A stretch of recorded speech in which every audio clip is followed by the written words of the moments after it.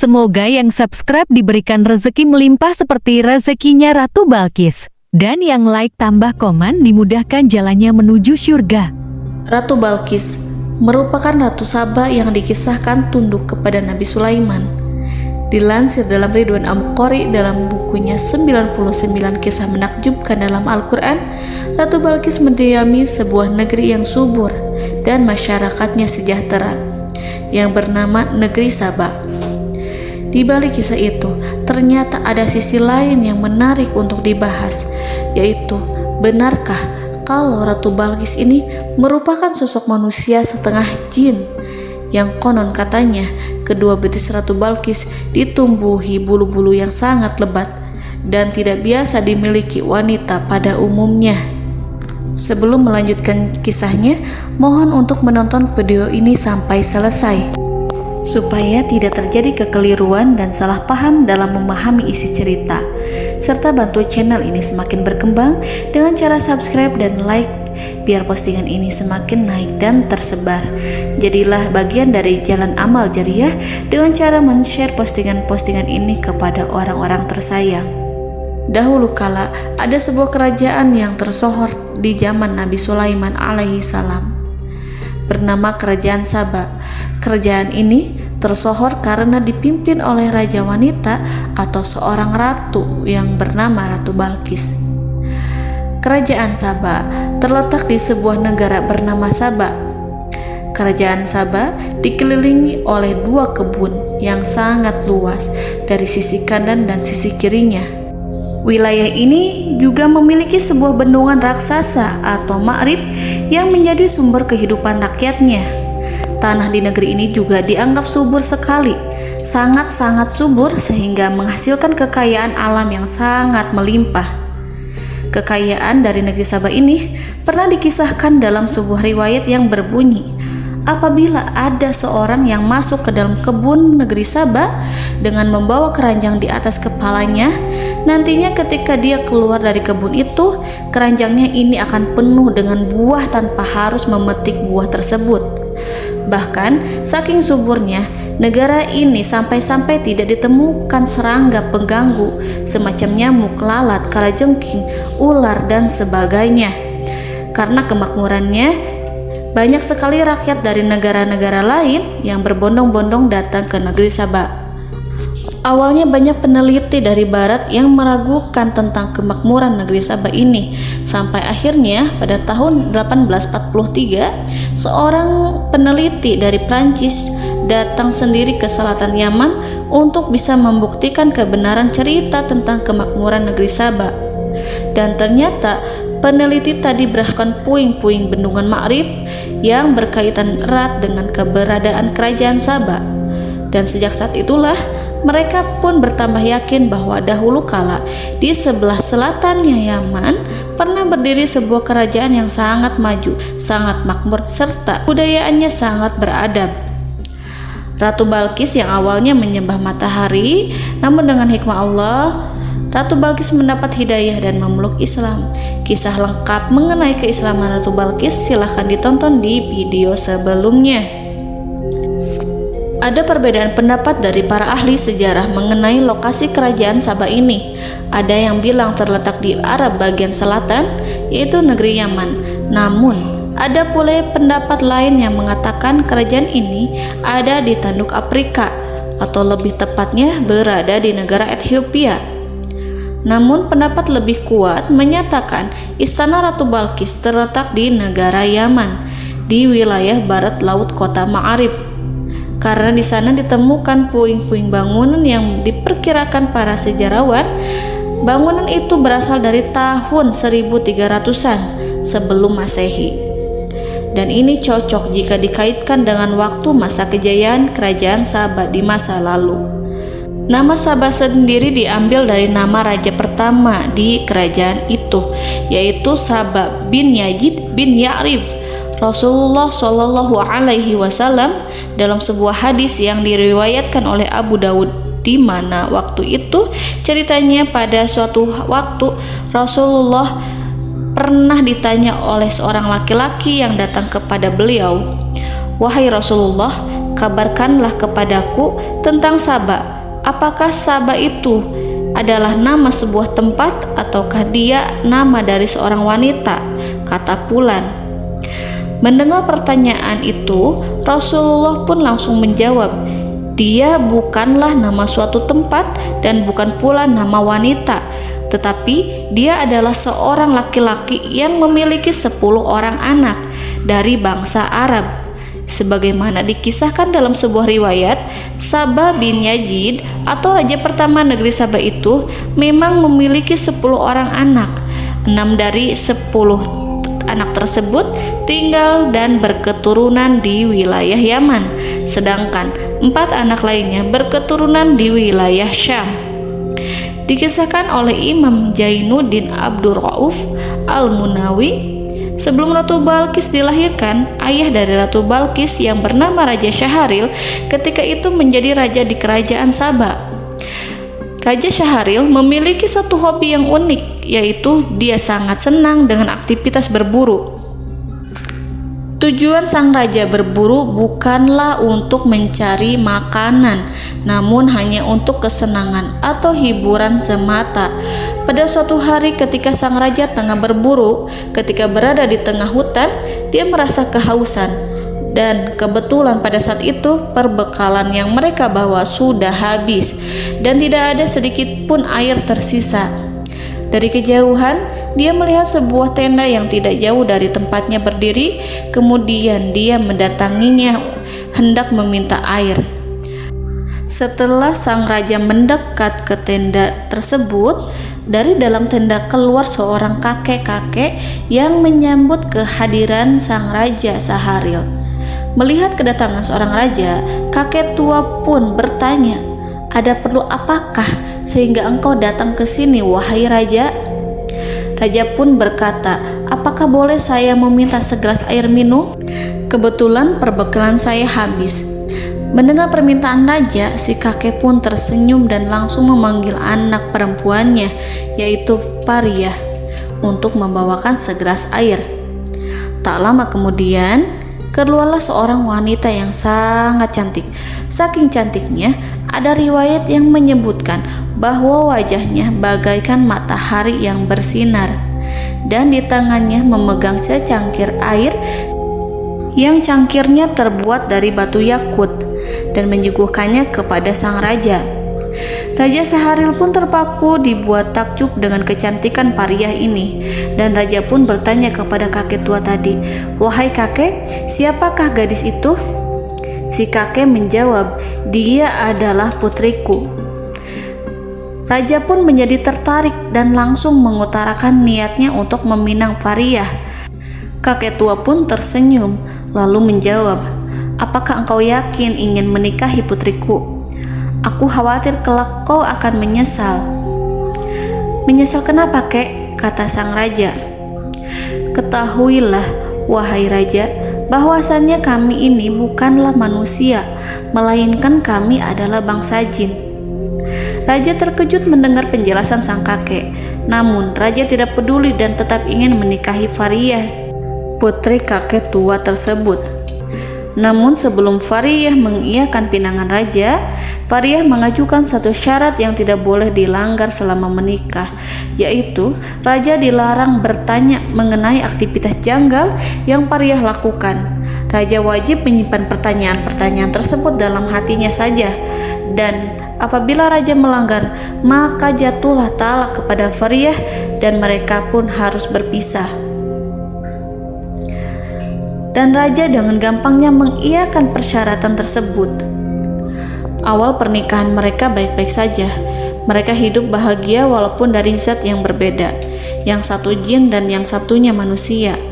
Dan kebahagiaan mereka bertambah ketika Fariyah hamil anak pertama, hingga Fariyah melahirkan seorang bayi laki-laki. Sang raja senang bukan kepalang mengetahui anak yang lahir berjenis kelamin laki-laki. Suatu hari anak ini bisa menjadi pewaris tahta ketika sang raja wafat. Namun disinilah awal mula terjadinya keanehan dan kejanggalan tersebut.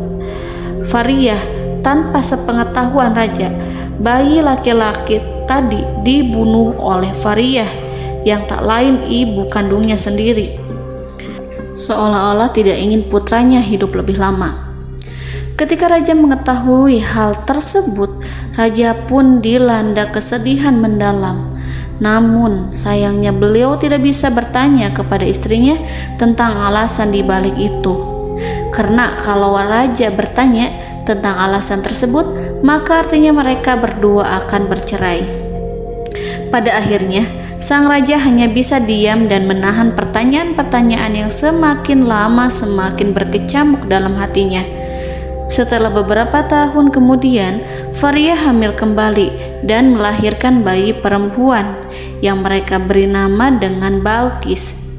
Dan untungnya anak mereka yang kedua ini tidak dibunuh lagi.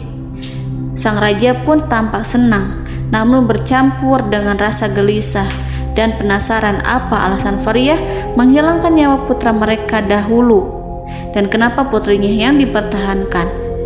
Karena tidak kuat menahan rasa penasarannya, akhirnya pada suatu hari raja pun mendatangi istrinya dan bertanya, "Wahai istriku, mengapa dahulu engkau membunuh putra pertama kita?" Mendengar pertanyaan itu, istrinya menjadi sangat sedih dan menangis terseduh-seduh. Hancurlah hati Fariyah karena dengan ucapkannya pertanyaan itu, maka jatuhlah talak dan berakhirlah pernikahan mereka. Karena sesuai dengan perjanjian, apabila suaminya bertanya, maka terjadi talak saat itu juga. Dengan perasaan yang bercampur aduk, istrinya berkata, "Inikah balasan darimu? Dulu kubunuh anak laki-laki itu karena ingin menyelamatkanmu, wahai suamiku. Sesungguhnya ayahku telah mencuri berita dari langit, dan dia mendengar bahwa malaikat mengatakan, jika anak itu sudah besar, dia akan membunuhmu. Ayahku juga mencuri berita dari langit tentang anak perempuan ini. Dia mendengar bahwasannya malaikat banyak yang memujinya, dan para malaikat menggambarkan bahwasannya ketika sudah besar, bayi perempuanmu ini akan menjadi pemimpin yang hebat di kerajaanmu ini. Ini adalah perpisahan antara diriku dan dirimu." Dan setelah Fariyah menjawab pertanyaan tersebut, kemudian istri raja yang dari bangsa jin itu pergi meninggalkan suami dan anaknya. Sejak saat itu, Fariyah tak pernah terlihat lagi. Sahabat Risalah Kehidupan, di dalam kitab tafsir Imam Al-Qurtubi, di sana dikisahkan pula mengenai cerita asal-usul Ratu Balqis. Menurut versi kitab Imam Al-Qurtubi, dikisahkan bahwa ayah Balqis adalah seorang perdana menteri yang rajanya pada saat itu memiliki kebiasaan buruk, yaitu suka memaksa istri-istri rakyat dan pengikutnya untuk melayani nafsu sang raja. Menteri kerajaan atau ayahnya Balqis ini adalah seorang laki-laki yang sangat pecemburu. Makanya dia memutuskan untuk tidak menikah karena takut apabila dia punya seorang istri, maka sang raja akan memaksa istrinya untuk melayani nafsu bejat sang raja. Pada suatu hari, ketika si menteri ini sedang berada dalam sebuah perjalanan, dia tak sengaja bertemu dengan seorang kakek yang tidak dikenal. Kemudian kakek asing itu bertanya kepada menteri, "Wahai tuan, apakah engkau memiliki istri?" Kemudian menteri itu menjawab, "Aku mungkin selamanya tidak akan menikah, wahai kakek." Sang kakek pun kaget, lantas bertanya, "Kenapa demikian?" "Andai saja engkau tahu, wahai kakek, raja di negeri kami suka memaksa istri-istri dari rakyatnya untuk tidur dengan sang raja." Lalu kakek asing ini pun menjawab, "Jika engkau mau menikahi putriku, maka selamanya rajamu itu tidak akan bisa memaksanya," kata sang kakek. Dan sang menteri menjawab, "Mana mungkin, pasti raja tetap akan memaksanya." Kemudian sang kakek berkata, "Sesungguhnya kami adalah bangsa jin, di mana rajamu tidak akan mampu memaksa kami." Akhirnya, setelah mengetahui hal tersebut, maka sang menteri pun mau menikah dengan anak gadis dari kakek tadi. Maka lahirlah anak perempuan yang mereka beri nama dengan Balkis. Tentu banyak versi kisah asal-usul Ratu Balkis ini, dan versi ketiga berasal dari buku tafsir Ibnu Adil yang juga menceritakan tentang asal-usul Ratu Balkis. Diceritakan di buku itu, ayah Balkis adalah seorang raja dari Yaman yang berasal dari keturunan Agung Ya'ruf bin Khotan. Pada suatu hari, dia berkata pada raja-raja lain yang ada di luar wilayah kekuasaannya. Raja Ya'ruf bin Khotan berkata, "Tidak ada satupun dari kalian yang sepadan denganku." Dan karena kesombongannya itu, Raja Ya'ruf tidak mau menikah dengan putri para raja-raja yang berada di luar kekuasaannya itu. Dan karena kesombongan sang raja, tidak ada satupun yang mau menikahkan putrinya dengan Raja Ya'ruf. Akhirnya sang raja dinikahkan dengan wanita yang berasal dari golongan jin yang bernama Rihanah. Dari hasil pernikahan keduanya, mereka hanya memiliki seorang anak yang diberi nama Balkis. Riwayat lain menyebutkan tentang bukti bahwasannya Balkis adalah manusia setengah jin adalah ketika Balkis memasuki istana Nabi Sulaiman. Dia mengangkat sedikit roknya hingga terlihat kedua betisnya. Karena Balkis mengira dia akan melewati sebuah kolam besar, padahal itu adalah lantai yang terbuat dari kaca, saking beningnya sampai dikira kolam air. Nah, dari peristiwa ini ada seorang ulama yang mengatakan ketika Balkis mengangkat roknya itu, Nabi Sulaiman sempat kaget karena melihat kedua betis Ratu Balkis ditumbuhi bulu-bulu yang tak seperti manusia pada umumnya. Dikatakan kepadanya, "Masuklah ke dalam istanaku." Maka tatkala dia melihat lantai istana itu, dikiranya kolam air yang besar, dan disingkapnya kedua betisnya. Berkatalah Sulaiman, "Sesungguhnya ia adalah istana yang licin yang terbuat dari kaca." Berkatalah Balkis, "Ya Tuhanku, sesungguhnya aku telah berbuat zalim terhadap diriku, dan aku berserah diri bersama Sulaiman Allah Tuhan semesta alam." Al-Quran Surat An-Naml ayat 44. Bahkan ada juga beberapa ahli tafsir beranggapan lantai kaca itu memang sengaja dibuat Nabi Sulaiman khusus untuk menyambut Ratu Balkis, sekaligus untuk membuktikan bahwasannya benarkah apa yang dikatakan orang-orang kalau Ratu Kerajaan Saba itu merupakan manusia setengah jin. Sebenarnya masih ada beberapa versi kisah lainnya mengenai asal-usul Ratu Balkis ini, yang kisah ini tercantum dalam kitab-kitab para sejarawan, sehingga seorang ulama terkenal asal Irak menyampaikan dalam kitab tafsirnya yang berjudul Ruhul Ma'ani, hadis yang menceritakan salah satu orang tua Balkis adalah jin, merupakan hadis yang seandaranya lemah. Dan cerita seputar pernikahan dengan bangsa jin hanyalah legenda yang tidak dapat dipercaya dan tidak terdapat dalam Al-Quran maupun hadis yang sahih. Secara lahiriah, hadis tentang orang tua Balkis adalah hadis yang dhaif. Begitu pula asar yang mengisahkan sejarah mereka tidak memiliki dasar yang bisa dipercaya.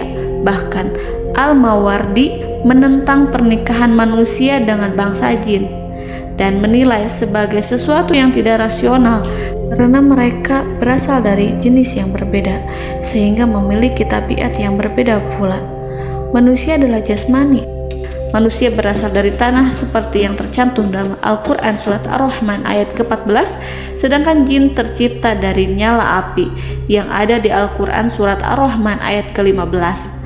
Perbedaan tersebut tidak mungkin disatukan dan mustahil bisa menghasilkan seorang anak.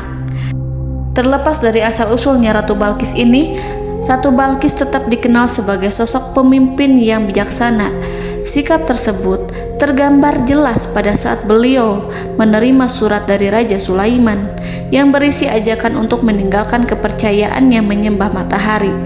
Pada saat itu, bukannya tersinggung diajak orang asing untuk pindah keyakinan, Ratu Balkis malah sangat bijaksana dengan mengajak para penasehatnya berdiskusi terlebih dahulu, bukannya menolak mentah-mentah ajakan tersebut. Hal itu menunjukkan bahwa Ratu Balkis bukanlah sosok pemimpin yang egois, sehingga pada masa kepemimpinannya Ratu Balkis dan rakyatnya hidup damai, bahagia dan makmur. Dan selain dikenal sebagai yang adil, Ratu Balkis ini juga dianggap pemimpin wanita yang sangat cerdas dan juga penuh taktik. Hal ini tergambar pada saat beliau ini tidak meminta para pasukannya yang konon berjumlah 100.000 orang untuk menyerang Nabi Sulaiman alaihi salam. Beliau juga menekankan kepada mereka pada pasukannya ini agar tidak menganggap Nabi Sulaiman sebagai musuh. Menurut beliau, mengajak berperang merupakan tindakan pengecut dan hanya akan merugikan rakyatnya. Ratu Balkis memenuhi undangan Nabi Sulaiman untuk ke istana beliau. Dari situlah Ratu Balkis dibuat tunduk oleh keagungan Allah Subhanahu wa Ta'ala, sehingga beliau pun bertobat dan memutuskan untuk memeluk Islam atau hanya menyembah Allah Subhanahu wa Ta'ala. Namun sayang seribu sayang, setelah sepeninggalan Ratu Balkis, kaum Saba ini malah kembali murtad, kembali menyembah matahari dan binatang-binatang. Dalam sebuah riwayat, ada 13 orang nabi yang diutus Allah untuk mengingatkan kaum Saba agar kembali lagi bertobat. Tetapi sayangnya mereka tidak mengindahkan peringatan tersebut, dan karena keingkarannya itu, Allah Subhanahu wa Ta'ala pun kemudian mengambil kembali kenikmatan yang sudah Allah berikan kepada kaum Saba dan mendatangkan satu azab besar yang sudah langsung meluluh lantahkan negeri Saba ini. Allah berikan azab dengan runtuhnya bendungan Ma'rif yang selama ini menopang kehidupan kaum Saba. Dengan hancurnya bendungan Ma'rif tersebut, maka rakyat Saba hidup dalam kesengsaraan. Dalam sebuah riwayat, pada saat itu seluruh tanah di negeri Saba jadi tandus, buah-buahan serta sayur-sayuran mati, sehingga membuat semua rakyatnya ini kelaparan. Dan dalam sekejap mata, negeri Saba yang dulunya dikenal sebagai negara yang makmur mendadak jatuh miskin karena dilanda kekeringan berkepanjangan. Allahu a'lam bishawab. Sesungguhnya hanya Allah Subhanahu wa Ta'ala pemilik mutlak rahasia serta kebenaran dari seluruh semesta alam ini.